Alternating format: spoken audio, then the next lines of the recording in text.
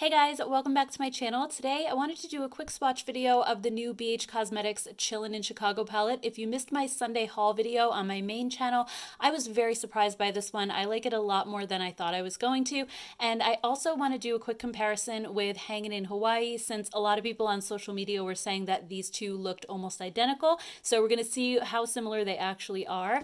So let's go ahead and just take a quick look at this one first. So here's the outer packaging, and I've really been enjoying these travel palettes. I think they're so beautiful. The formula is so good and they're really, really affordable. So let's take a quick look inside the palette, and I think this is a beautiful warm tone color scheme for the most part. It does have some interesting shades in here as well. You have this one, Jazzy, which is kind of like a duochrome orange. It's beautiful. I actually wore this on my lid the other day in my video, and I thought this look came out so good with this palette. It's really stunning. And then we also have these two kind of yellowy green shades down here, which are pretty as well. In a way, they remind me a little bit of the Urban Decay Naked Honey palette.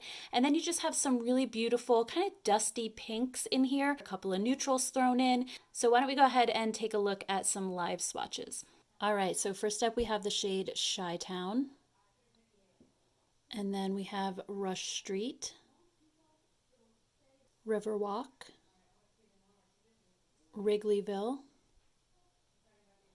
312, Magnificent, Millennium,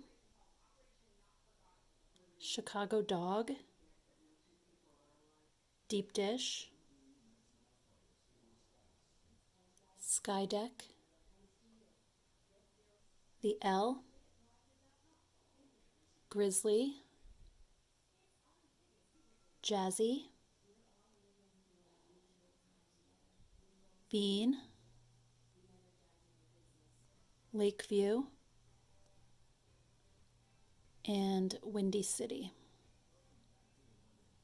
So I don't know about you guys, but this one swatches way prettier than it actually looked in the pan or on the Ulta website. I think these colors are beautiful. I think they're really like fall inspired as well. And I don't think there's a whole lot of repeat shades in here, so it makes it a little bit more versatile. I would say the two that are the closest are this first one here in the top row, and then this one. This one's just kind of a lighter version of it, but otherwise they look really similar. Other than that, I think there's a really nice variety in this palette. I think you could get so many beautiful looks with it, either like a bronze or orangey kind of warm tone vibe. You could do the yellows, you could do some pinks. So I think this is just gorgeous. All right, so next let's do a quick comparison between Chillin in Chicago and Hangin in Hawaii. So at a glance, these two look really similar. They both have a very neutral color story, but I think the Hangin in Hawaii has some of those brighter pops of color, like the coral and the hot pink, and the Chicago one has a little bit more muted color, where the pinks are more dusty pinks, and they have some rusty oranges going on. So let's go ahead and take a look at some swatches. All right, so the top row up here is Hangin in Hawaii. The bottom row is Chillin in Chicago. So while I do see a few similar shades, we have this orangey one right here, which looks really close. Some of the browns look a little bit similar, but I would say for the most part, these are actually very different palettes, which is a good thing because I definitely didn't want a repeat of Hangin in Hawaii as much as I love that one. I do think that Chillin in Chicago has a lot of really unique shades that totally set it apart, even if some of the other neutrals might look similar on the eye. For example, this duochrome right here down at the end is super beautiful. You also have this yellowy one, which again reminds me a little bit of yellowy green shimmer shade in the Naked Honey.